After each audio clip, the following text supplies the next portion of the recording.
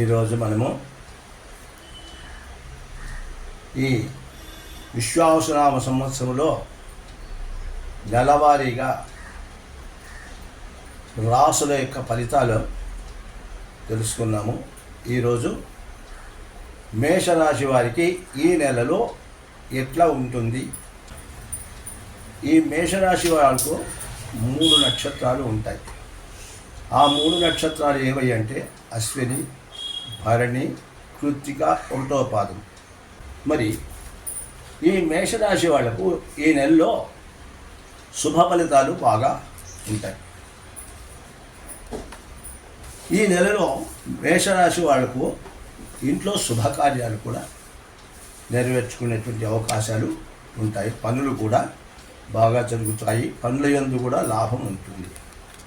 ఆస్తి విషయాలు ఏవైనా ఉంటే కూడా అవి పరిష్కారం అయ్యేటువంటి యొక్క అవకాశం కూడా ఉంటాయి.